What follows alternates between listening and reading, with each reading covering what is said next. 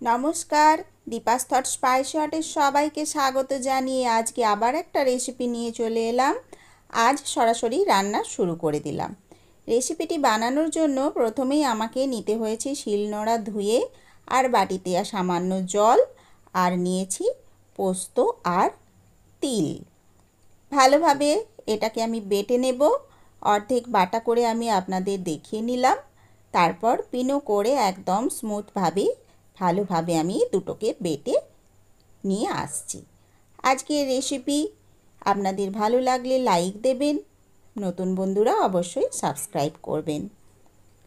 তো যথারীতি আমি বেটে নিয়েছি সমস্তটা। তারপর একটা বাটি নিয়েছি বড়, তার মধ্যে পেঁয়াজ কুচি দিয়ে দিয়েছি, দিলাম এবার কাঁচা লঙ্কা, প্রয়োজন মতো লবণ আর লঙ্কার গুঁড়ো। এবার সমস্তটা মেখে নেব। তারপরে এবার ওই যে আমি পোস্তটা বেটেছিলাম সেটা ওর মধ্যে দিয়ে দেব। তার আগে শুকনো উপকরণ আরেকটা মিশিয়ে নিচ্ছি, সেটা হলো কর্নফ্লাওয়ার। যেহেতু পোস্ত আর এই তিলটা তেলের মধ্যে দিলেই বন্ধুরা ছেড়ে ছেড়ে যাওয়ার ভয় রয়েছে, সেই জন্য আমি বাঁধনি হিসেবে এখানে একটু কর্নফ্লাওয়ার যোগ করেছি। আপনারা বেসন দিয়েও বানাতে পারেন, তবে আজকে আমি একটু কর্নফ্লাওয়ার দিয়ে বানানোর চেষ্টা করেছি। এখানে সামান্য ময়দা যোগ করলেও হয়, বেসন দিলে কালারটা সামান্য হলুদ আসবে, ওই জন্য আমি আজকে কর্নফ্লাওয়ারটাই দিলাম। একটু নতুনত্ব, খেতে মন্দ হয় না।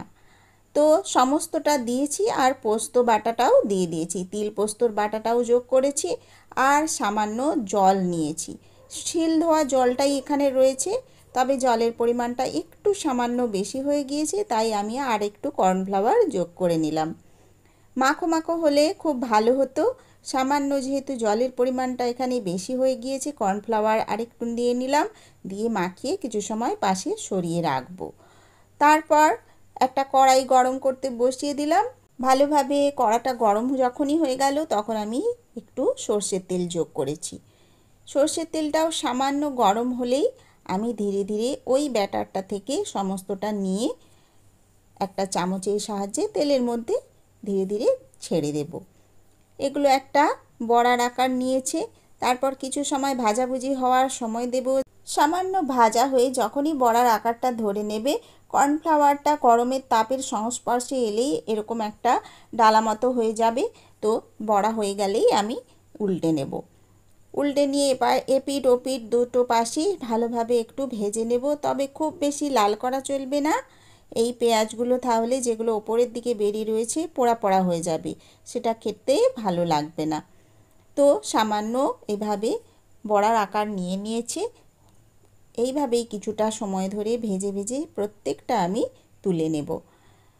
তো বন্ধুরা, আজকের সহজ সরল একেবারে একটা রেসিপি, স্ন্যাক্স আইটেম, বিকেলবেলা বেশ খেতে ভালো লাগে, চায়ের সাথে তো ভালোই লাগে। এমনকি এটা বাচ্চারা টমেটো সস দিয়েও খেতে ভালোবাসবে, আর আমরা ভাতের সাথেও এটা খেতে পারবো।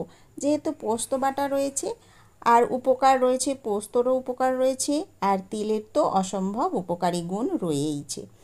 তো এইভাবে সমস্তটা আমি ধীরে ধীরে ভেজে নিচ্ছি, আপনারা শেষ পর্যন্ত দেখতে থাকুন। সবাইকে অসংখ্য ধন্যবাদ জানাচ্ছি। পুরনো বন্ধুরা আমাকে যেভাবে সাপোর্ট করছেন, করতে থাকুন, সবার কাছে আমি এই জন্য অনেক কৃতজ্ঞ। সমস্ত বড়াগুলি ভেজে ভেজে আমি থালার মধ্যে এভাবে তুলে নিয়ে রেখে দিয়েছি। তারপরে সুন্দরভাবে সাজিয়ে নেব কিছুটা টমেটো সস দিয়ে। তো এই যে একটু জলের পরিমাণটা বেশি হয়ে গিয়েছে বলে একটু সময় নিচ্ছে, না হলে চটপট রেসিপিটি তৈরি হয়ে যায়। দেখুন বন্ধুরা, সমস্তটা ভাজা হয়ে যাওয়ার পর আমি এইভাবে সুন্দর করে একটু সাজিয়ে নিলাম। এবার এর ওপরে ধীরে ধীরে গার্নিশিং হিসেবে আজকে আমি টমেটো সস যোগ করে নেব। গরম গরম এমনি ভাজা খেতেই খুব ভালো লাগে।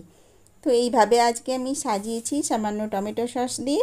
এবার এটা বাচ্চারা এমনি ভাজা গরম গরম খেয়ে নিতে পারবে, আর ভাতের সাথে তো ভালোই লাগে বললাম এক্ষুনি, আর বিকেলবেলা চায়ের সাথেও খুব ভালো লাগে। নতুন রকম আজকে আমি একটু মুখ ছাড়ানোর জন্য এইভাবে বানালাম বিকেলবেলা চায়ের সাথে খাওয়ার উদ্দেশ্যে। তো আজকে রেসিপি দেখে আপনাদের কেমন লাগলো অবশ্যই জানাবেন, আর এইভাবে রোজ দিন আমার সাথে থাকবেন। বন্ধুরা, আজকের মতো বিদায় নেব। নতুন আবার এক রেসিপি নিয়ে আমি হাজির হয়ে যাব অন্য আরেক দিন, অন্য কোনো ভিডিওতে। তো আজকের মতো টাটা, সবাই ভালো থাকবেন। Thank you.